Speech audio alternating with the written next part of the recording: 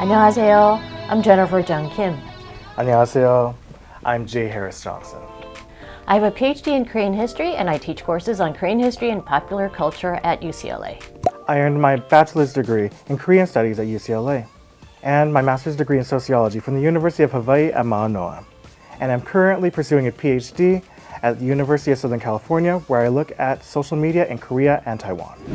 We are grateful to the Consulate General of the Republic of Korea in San Francisco for giving us the opportunity to bring you this video. Today, we're going to talk about some recent Korean films, looking specifically at the underdogs or marginalized characters in the films.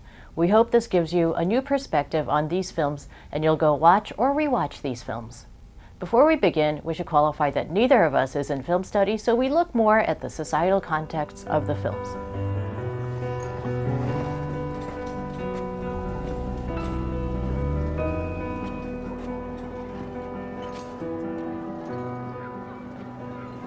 I'm sure all of our viewers have heard about Parasite, even if they haven't seen it.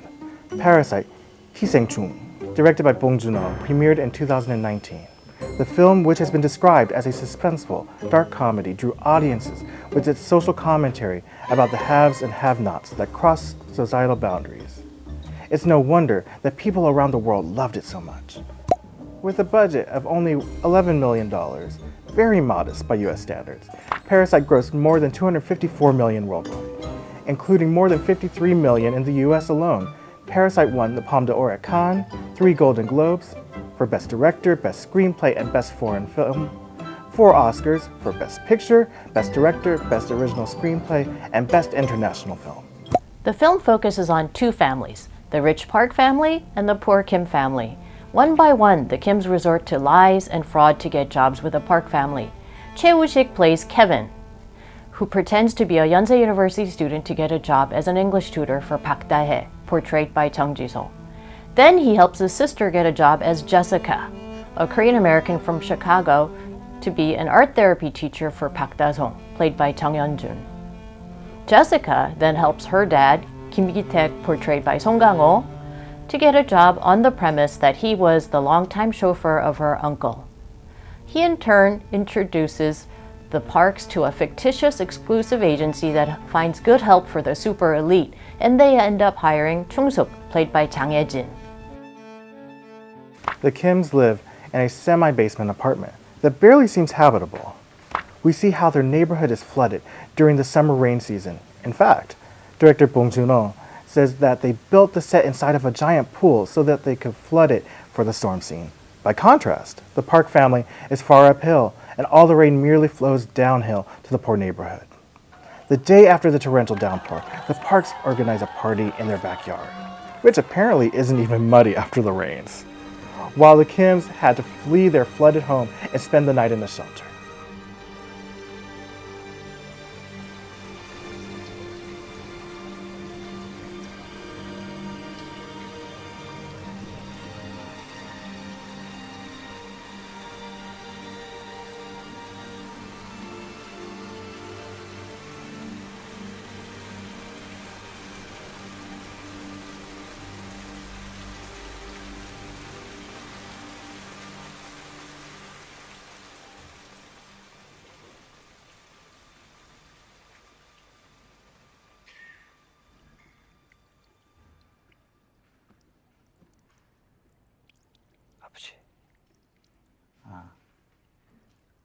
Although the Parks have no shortage of material wealth, we see that the Kims are much closer to each other than the rich Parks.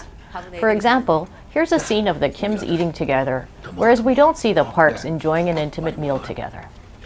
We also find that the previous housekeeper, Guk Moon-kwang, played by Lee Jung-eun, is hiding her husband, Park Myung-hoon, playing Oh Kun-se, in the basement bunker.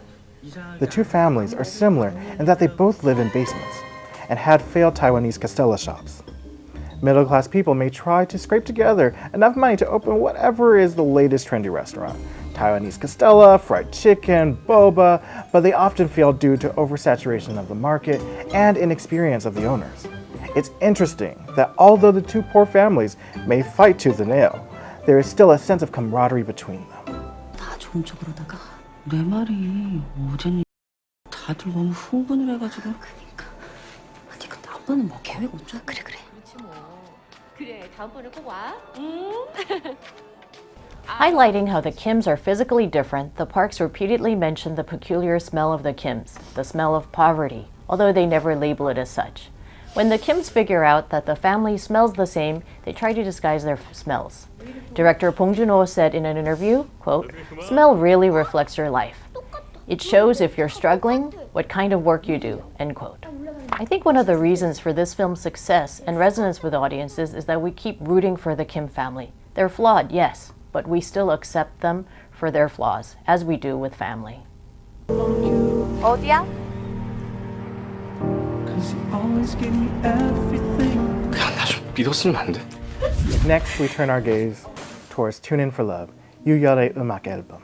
Directed by Jung Je-Kyoon, this 2019 film is about love facing off against bad timing and poor circumstances. The story follows Kim Mi-soo, played by Kim Go-eun, an orphan teenager cared for by an older sister figure, Eun-ja, portrayed by Kim Guk-hee, as they run the bakery once owned by Mi-soo's deceased mother. One day, a handsome yet aloof young man stops by the bakery in search of tofu. This young man is Cha Hyun-woo, played by Jung Hae-in, a young man currently on probation from a juvenile detention center. Before leaving the bakery in search of tofu, which is customary for one to eat upon release from prison, Hyun-woo hears that introduction of the new radio host, Yoo Yeol, and finds hope in this one change to the world around him. Soon after, Hyun-woo begins working at the bakery, and love between Mi-soo and Hyun-woo begins to blossom. Unfortunately, their new love is derailed by misfortune and the chaos of the times over the next 10 years. 어디야? 그냥 나 좀 믿었으면 안 돼? The characters of Tune In for Love are consistently at odds with their surroundings. Hyun-woo is haunted by his former friends. Eun-ja, Mi-soo's sister figure, falls on hard times, and Mi-soo is pained to see Eun-ja in such dire straits. Hyun-woo's circumstances pull him away from Mi-soo each time romance looks possible. The relationship between the two women is particularly poignant, especially as they champion one another and as their roles shift over time. After losing the bakery in the Asian financial crisis of 1997, Eun-ja ends up running a food stall in an underground mall to make ends meet. She tirelessly works to support herself and her abusive teenage stepdaughter. There is an electricity when Mi-soo confronts Eun-ja about how she deserves better in life. It is a moment where the audience gets to see how Mi-soo has matured into a nurturing and compassionate woman, much like how Eun-ja was for her during Mi-soo's adolescence.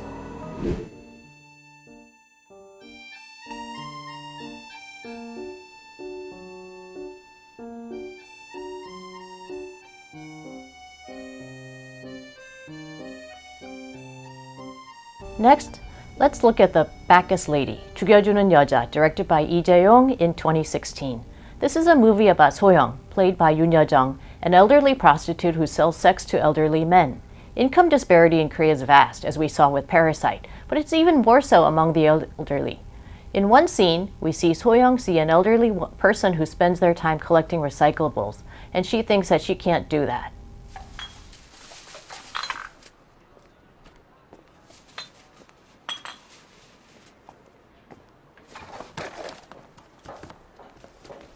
Bacchus ladies are older women who offer Bacchus, an energy drink, to men as a code for offering sex.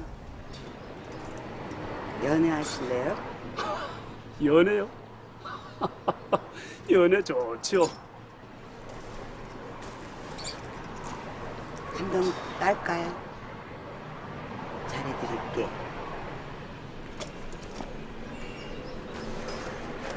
몸 파는 년 아니야 이거? The film reveals that So-young used to be a Camptown prostitute in her younger days, referring to the red light districts near U.S. military bases. She had been involved with an African-American soldier, but she had to put up their son for adoption. That may be why she is drawn to Min-ho, played by Choi Hyun-jun, a Filipino, a Korean Filipino, whose Filipino mother is arrested for attacking the boy's father, who is So-young's gynecologist. So-young takes the boy to live with her. So-young's housemates include Do-woon, portrayed by Yoon Je-sung, an amputee who paints ceramic figurines, and a landlady is Tina, played by An Azu, a transgender woman who owns and performs at a cabaret club in Itaewon, a very international neighborhood in Seoul, known to have many gay and transgender clubs as well. There's also Adindu, a guest worker who works at a neighborhood grocery store, but we only see her in 2 scenes. Although they are marginalized, So-young, Minho, Do-eun, and Tina have formed a family together. The plot thickens when some of So-young's clients want not sex, but her help dying, so they can get out of their sick or unhappy lives. Although some of the men who seek her other services have money, they're miserable and or ill and want to end life on their own terms.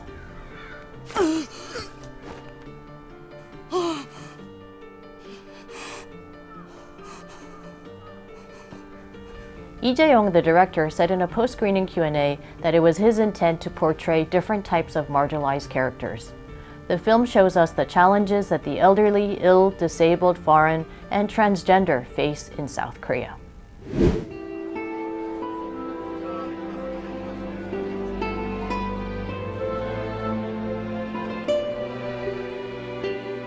Our final film is Ode to My Father, 국제시장, directed by Yoon Je-Kyoon in 2014. This film is best described as a saga, following the main character, Deok-soo, played by Hwang Jung-min, from 1950 to the present. It shows South Korea's rise from wartime to the economic success it is today. Ode to My Father won many Korean awards. There are multiple marginalizations in this film.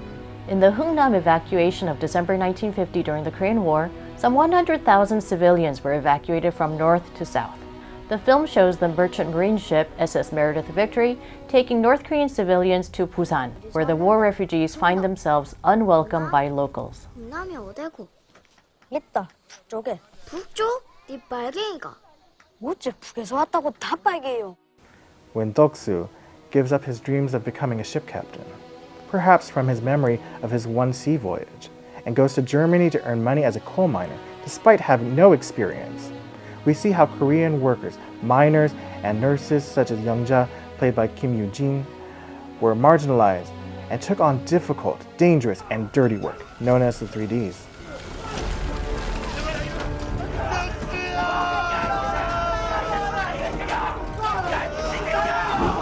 We also see Korea's precarious role in the Vietnam War when the main character goes to Vietnam as a civilian contractor because his family again needs money.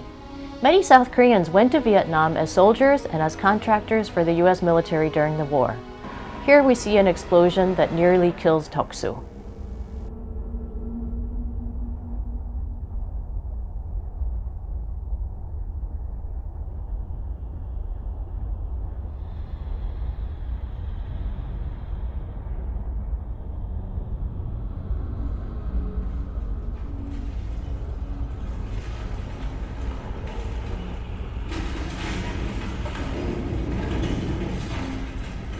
Although present-day Deok-soo is portrayed as a grumpy old man, he defends foreigners living in Korea when a young couple is bullied by high school students. We see that this is because of his own experience as an outsider. 야, 왜 욕해? 욕? 우리 욕 안 했는데. 욕했다. 그러고 커피 얻어먹지 않았다. 내 돈으로 싸먹었다. 문제 있나?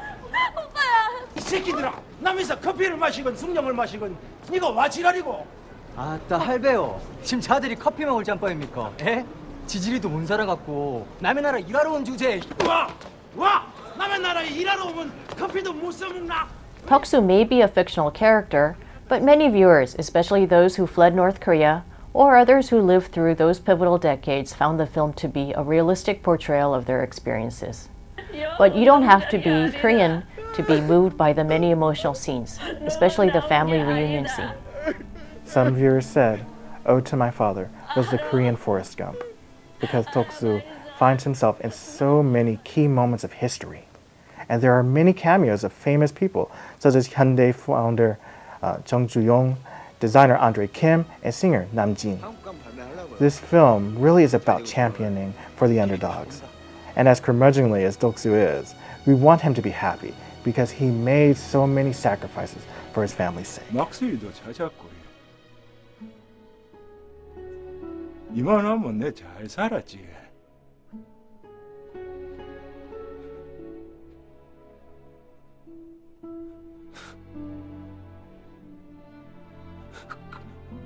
힘든데. 내 진짜 힘들었거든요.